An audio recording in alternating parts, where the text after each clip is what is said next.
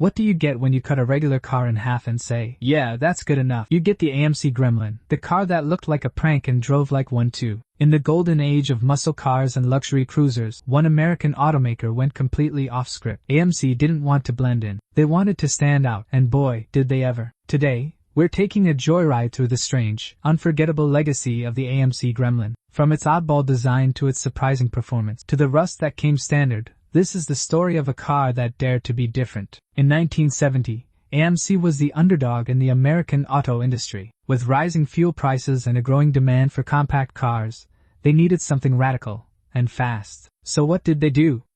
They took the back off an AMC Hornet and called it a whole new car. The result? The Gremlin, a stubby, awkward-looking hatchback that debuted on April Fool's Day. Seriously. But despite the jokes, this oddball was America's first subcompact.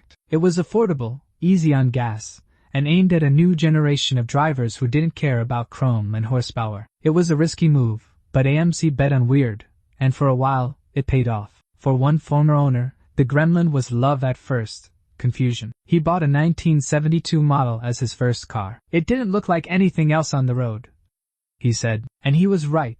The long front end promised muscle, but the sudden cut-off rear made it look like the designers ran out of time. Still, there was something charming about its odd proportions. He wasn't chasing horsepower or luxury. He just needed something that ran and didn't drain his wallet. The Gremlin checked those boxes. With the optional inline-six engine, it could even surprise a few muscle cars off the line, at least for a second. It was quirky, but it worked. Let's talk about what it was like to actually drive a Gremlin. Spoiler alert, it wasn't great. The suspension made every pothole feel like an earthquake. You didn't glide, you bounced. The handling?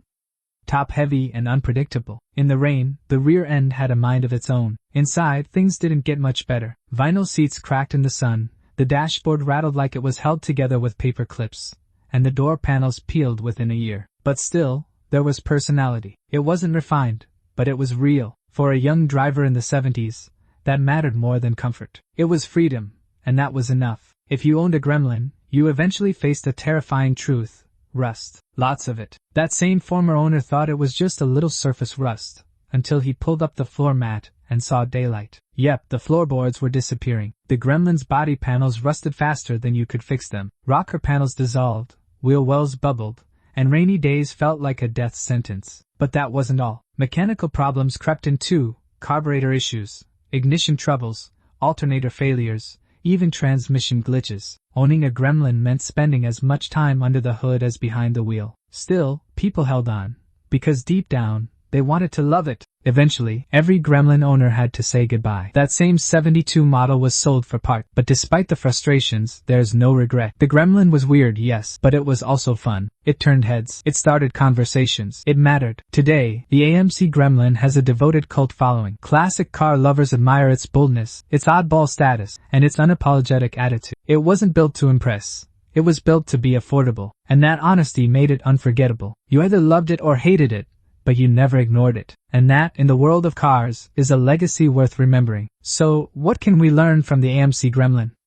Sometimes, being different is better than being perfect. AMC rolled the dice on a weird little hatchback and created a car that people are still talking about over 50 years later. It had flaws, lots of them, but it also had heart. In a world of cookie-cutter cars, the Gremlin stood out. It dared to be different, and that's why we still remember it. Thanks for watching. Don't forget to like, share, and subscribe.